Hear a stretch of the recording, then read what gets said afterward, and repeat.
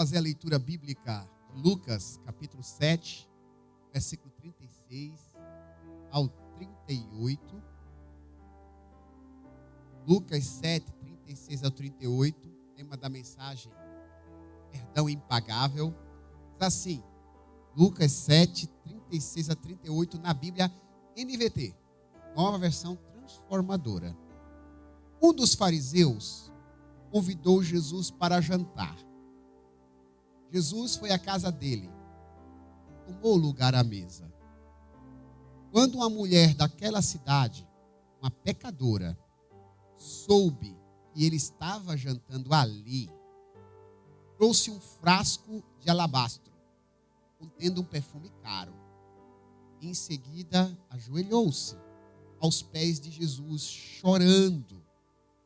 As lágrimas caíram sobre os pés dele. Ela os secou com o seu cabelo, continuou a beijá-los e a derramar perfume sobre eles.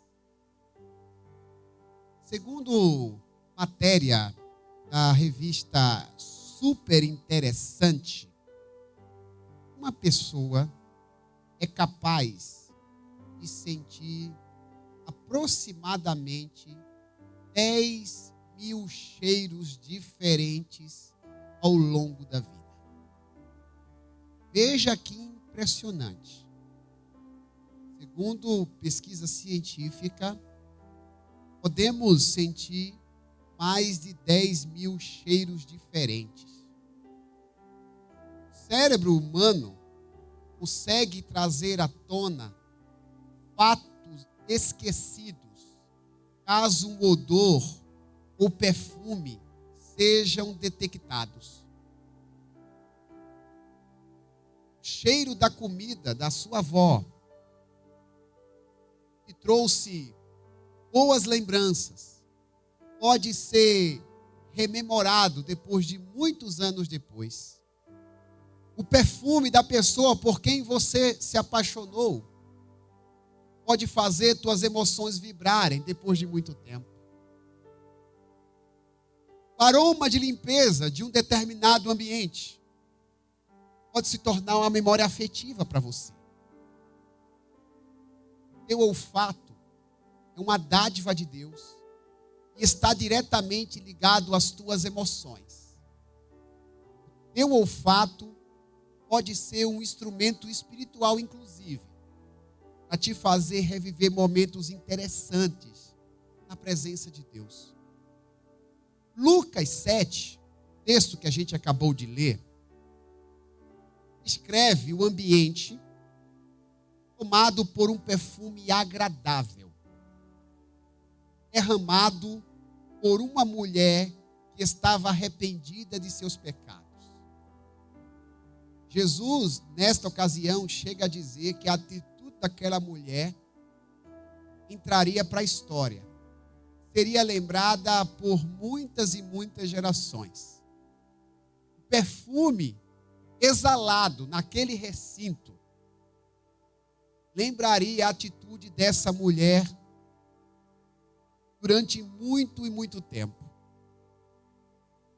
E essa história, a história da mulher arrependida de Lucas capítulo 7, cujo perfume está diretamente ligado a esse episódio, nos ensina uma verdade singular. O perdão de Deus é impagável. O que essa mulher faz nos revela que jamais conseguiremos, por meio dos nossos esforços, adquirir o perdão de Deus. Essa mulher nos ensina a valorizá-lo, porque nós não o merecemos e não conseguiríamos comprá-lo. Vejamos o que comportamento esta pecadora arrependida pode nos ensinar a respeito do nosso arrependimento diante de Deus por conta dos nossos pecados. A primeira lição espiritual que essa mulher nos ensina é a seguinte: o perdão de Deus merece um arrependimento público. perdão de Deus merece um arrependimento público. Irmãos, Jesus, nesse texto, era um convidado de honra na casa de um fariseu chamado Simão. Nos dias de hoje, por conta do mau exemplo de muitos fariseus, essa expressão de farisaísmo, tornou-se pejorativa. Quando alguém quer criticar um outro alguém de hipocrisia, costuma chamá-lo de fariseu. Mas nem sempre foi assim. Os fariseus eram benquistos na sociedade do tempo de Jesus. Ser chamado de fariseu era uma honra. O próprio apóstolo Paulo considerou o seu farisaísmo como uma honra recebida dos homens. Jesus é chamado por um fariseu, homem de renome, para jantar na sua casa. Talvez para nós ocidentais, isso não represente ou não comunique muita coisa. Mas para um judeu, convidar alguém para jantar em sua casa, significava que este alguém era muitíssimo respeitado. Uma pessoa que não fosse respeitada não sentava à mesa de um bom judeu. Jantar na casa de um judeu era uma espécie de convite VIP. Foi assim que este homem, chamado Simão, considerou Jesus. Jesus era alguém especial. Jesus vai até aquela casa. O gourmet é servido. Imagine a cena. Uma música ambiente. Melhores salgados. As melhores saladas. A sobremesa. Pessoas importantes na cidade participando desta festa. Mas o que chamou a atenção na casa de Simão não foi o jantar, nem muito menos os convidados. Porque a Bíblia diz que em dado momento do jantar, uma mulher emocionada entra no recinto.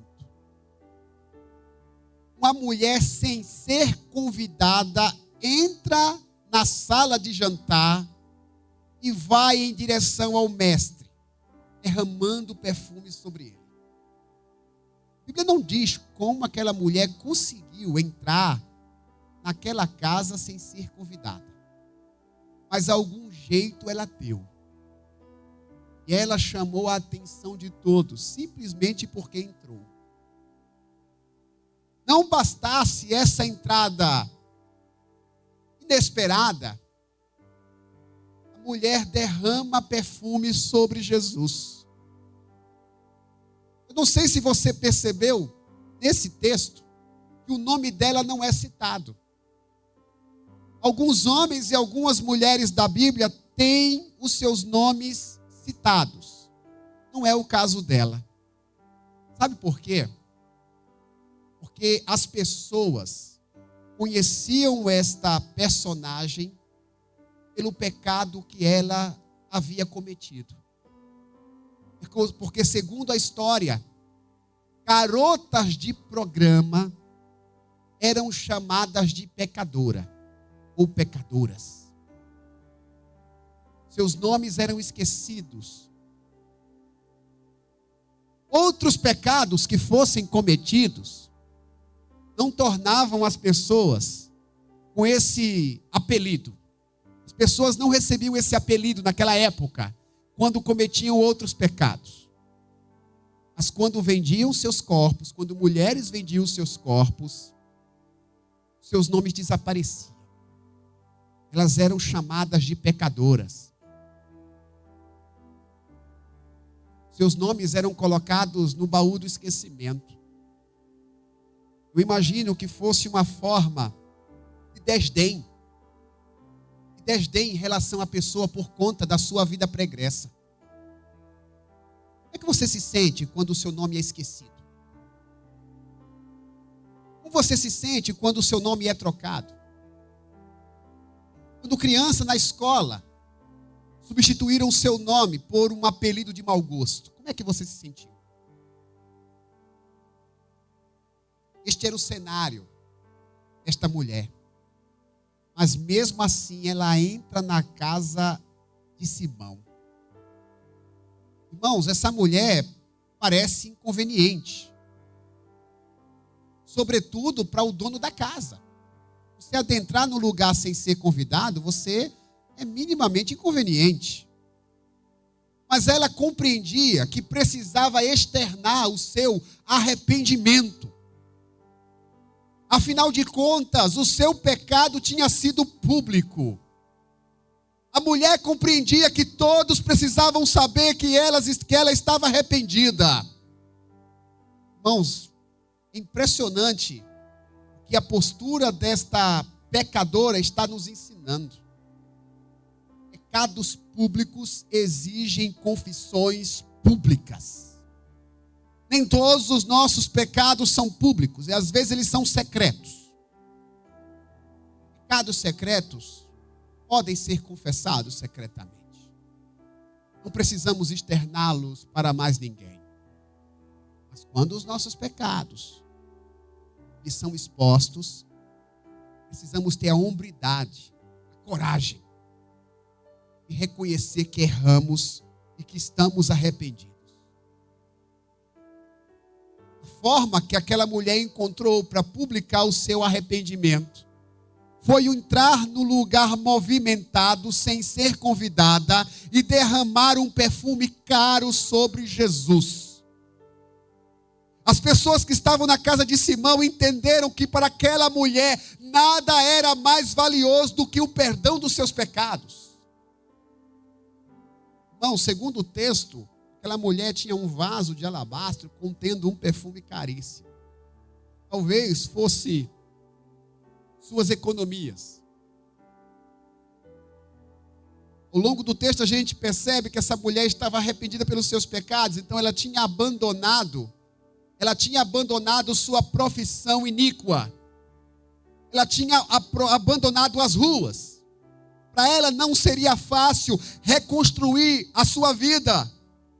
Por conta da sua fama, ela não tinha como colocar um currículo numa loja de comércio de Jerusalém, de Betânia ou qualquer outra cidade, sem as pessoas lembrarem de quem ela era.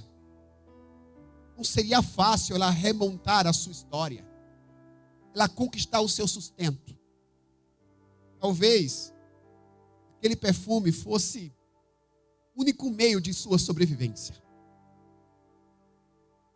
Mas a mulher entra na casa de Simão, ela quebra, literalmente, ela quebra o vaso, derrama sobre Jesus.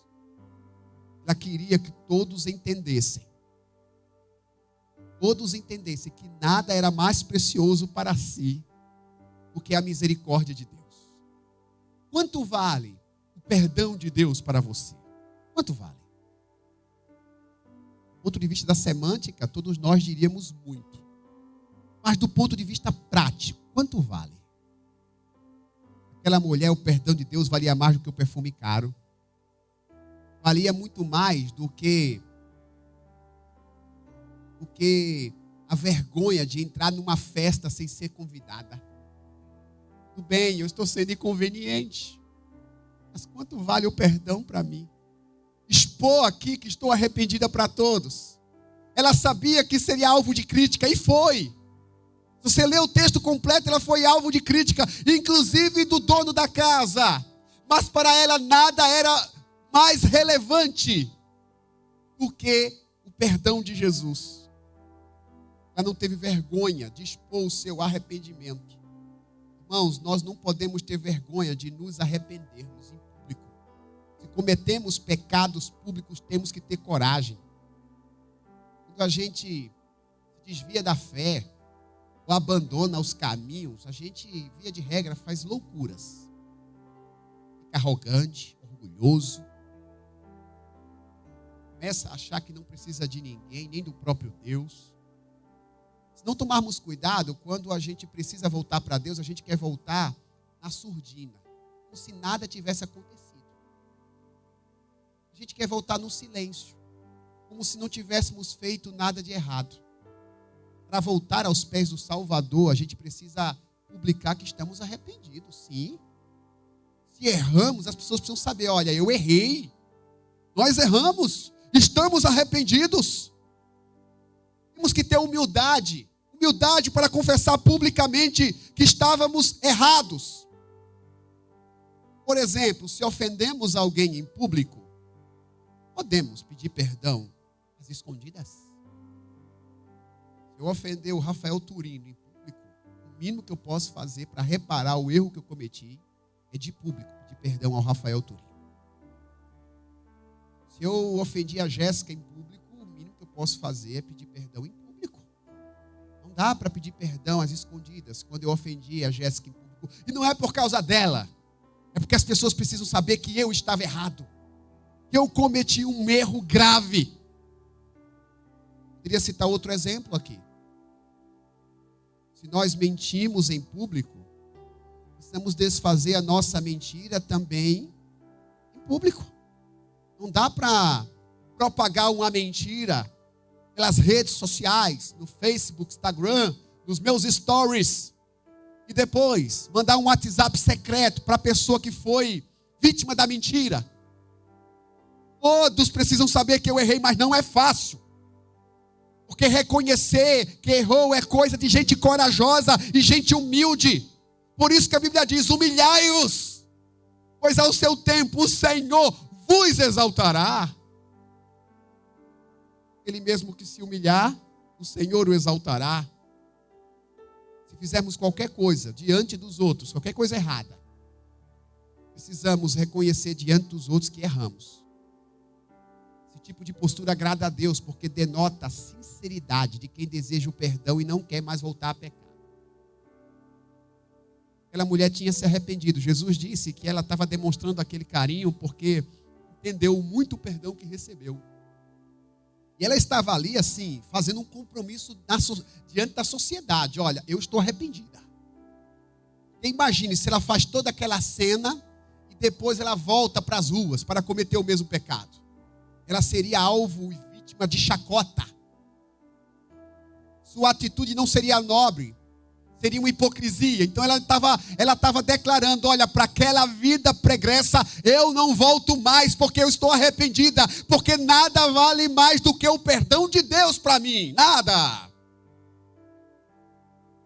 E uma segunda lição que essa mulher nos ensina é a seguinte: o perdão de Deus merece uma mudança de vida. Como eu disse, o termo pecadora era utilizado para se referir às prostitutas. Volto a fazer essa crítica. Diante de Deus, todos são pecadores. Qualquer pecado que a gente comete torna a gente pecador. Mas para a sociedade do tempo de Jesus, o termo pecadora era aplicado somente às mulheres que vendiam seus corpos. Não vai encontrar um homem na Bíblia chamado de pecador. Mulheres eram chamadas de pecadoras. Uma expressão machista, uma expressão antibíblica, porque todos são pecadores, não apenas uma classe, porque cometeu um tipo de pecado. Aquela mulher era conhecida dessa forma.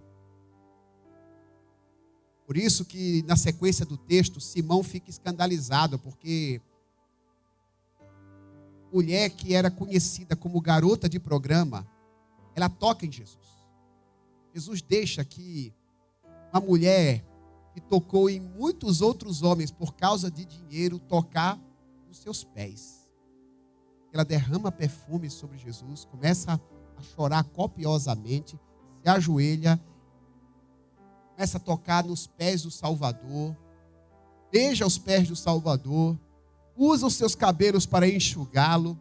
Para a gente isso é fabuloso. Nós estamos falando de 2000 anos depois. Para Simão, que tinha Jesus em autoestima, aquilo foi motivo de escândalo. O próprio texto diz que ele pensou mal a respeito de Jesus. Ele ficou completamente escandalizado. Meus irmãos, Mas Jesus deixou aquela mulher tocar porque sabia o quanto ela estava arrependida. Uma das atitudes que indicam o arrependimento da mulher é o ato dela chorar aos pés de Jesus. A palavra chorar, nesse texto aqui, ela tem o mesmo sentido de arrependimento. Não é um choro teatral. Choro, a expressão bíblica deste choro é um choro verdadeiro. Jesus sabe quando a gente derrama lágrimas apenas para impressionar os outros. Jesus sabe. Eu tenho muita dificuldade de chorar, irmão. Eu tenho muita dificuldade. Para eu chorar, Deus tem que me pegar de jeito. Eu tenho que estar muito, muito, muito abatido. Eu choro poucas vezes. Minha esposa sabe disso, quem me conhece de perto sabe disso. Mas tem gente que consegue chorar até brincando. Uma capacidade enorme de chorar, até para fingir, se for o caso. Podemos fingir para os homens. Jesus sabe quando o choro é verdadeiro e quando o choro é hipócrita. Jesus viu que aquele choro era um choro de gente arrependida. A mulher está chorando aos pés de Jesus. Suas lágrimas se misturam com seu perfume e molham os pés do mestre. Jesus começa a ver aquela mulher enxugar os seus pés com os seus cabelos. Irmãos, a mulher beija os pés de Jesus e pega os seus cabelos para enxugar os pés dele. Uma prostituta, irmãos, usava os seus lábios e os seus cabelos como instrumentos de pecado.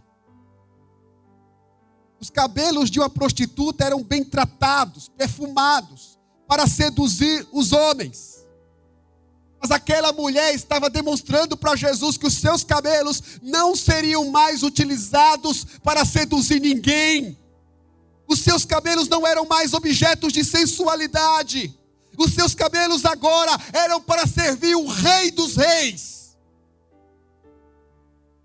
O homem que seria a razão da sua vida. A pessoa arrependida, irmãos, ela demonstra seu arrependimento com sua maneira de agir. Porque o verdadeiro arrependimento vai além das lágrimas, das palavras. Tem a ver com mudança comportamental.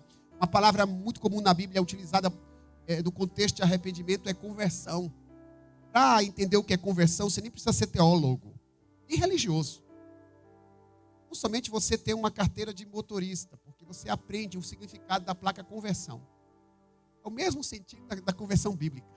É mudança de rota. Só que não é fácil você converter. Porque quando você erra o caminho para você fazer a volta, é um transtorno. Você gasta mais tempo. Você gasta mais combustível. Uma vez eu estava voltando de Campinas, do estúdio da igreja. Não prestei atenção. Não peguei aqui a rodovia Dom Pedro. Fui parar em São Paulo. Meu Deus, que transtorno. Peguei trânsito. Transtorno. Eu demorei o dobro de tempo que eu demoraria pelo caminho correto. Muita gente não quer se converter porque é um verdadeiro transtorno. Você tem que pegar muitos embaraços. Você tem que encarar muitas situações que você não gostaria.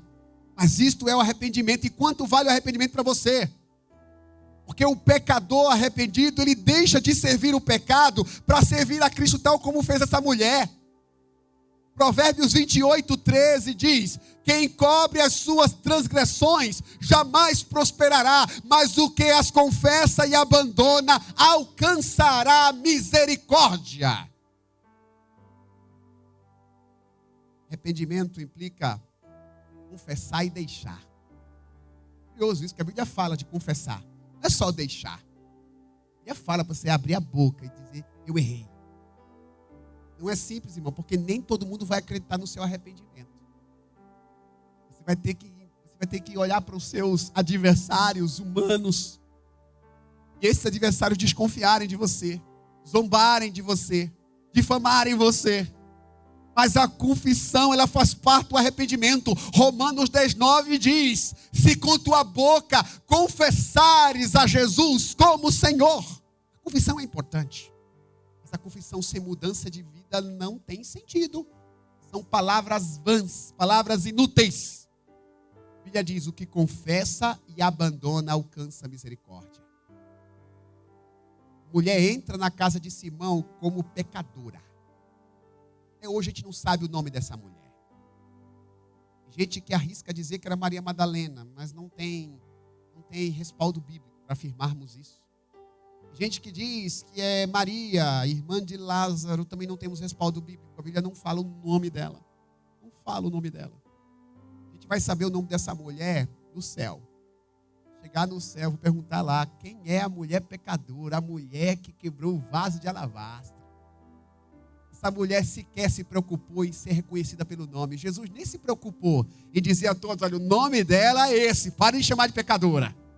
Talvez ela tenha sido chamada dessa forma até o fim dos seus dias. Mas para ela o importante não era como os outros as enxergavam, mas como Deus a enxergava daquele momento em diante. A mulher entra na casa de Simão desta forma, como pecadora, mas sai como perdoada por Jesus. Maior que seja o nosso pecado, Cristo Jesus sempre quer nos perdoar. Se entrarmos em sua presença arrependidos, tal como essa mulher entrou, a Bíblia nos ensina que Ele vai nos perdoar e seremos salvos. Temos que nos lançar aos pés de Jesus.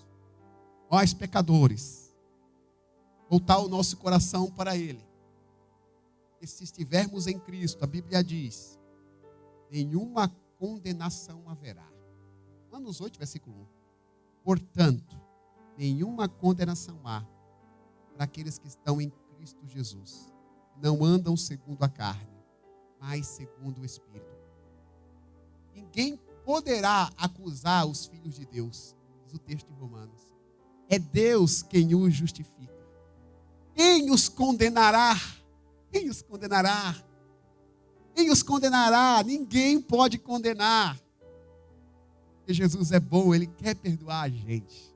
Mas é preciso que a gente compreenda o valor deste ato do Senhor, este valor deste perdão impagável. Vamos ficar em pé, meus irmãos, por favor. Você de casa, eu quero pedir a sua atenção para eu orar por você. Quero orar ao Senhor, abençoar a sua vida. É importante a gente olhar para a Bíblia, assim, olhar para a Bíblia com a capacidade de ser confrontado. Claro que a Bíblia tem palavras de encorajamento. A Bíblia, ela é inspirada por Deus, está lá em 1ª carta de Paulo a Timóteo, Pedro também, para nos encorajar. É verdade, a Bíblia nos encoraja, mas a Bíblia também ela foi redigida para nos corrigir. Corrigir.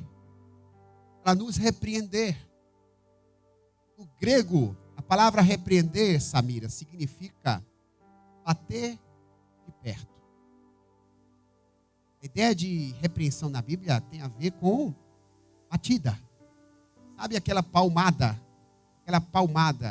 que o papai ou a mamãe dá na criança, não para maltratá-la, não para torturá-la, não para feri-la, mas para corrigi-la. Bate de perto, não estende muito a mão, mas dá uma palmadinha para a criança entender que está errada. A Bíblia às vezes vai bater na gente, mas não é para nos destruir. Deus não tem prazer em destruir a gente. Deus não quer que ninguém se perca. Deus não tem prazer na morte de ninguém. Deus não quer destruir ninguém. O desejo de Deus é que todos os homens sejam salvos e cheguem ao pleno conhecimento da verdade. Está lá escrito em 1 Timóteo 2, versículo 4.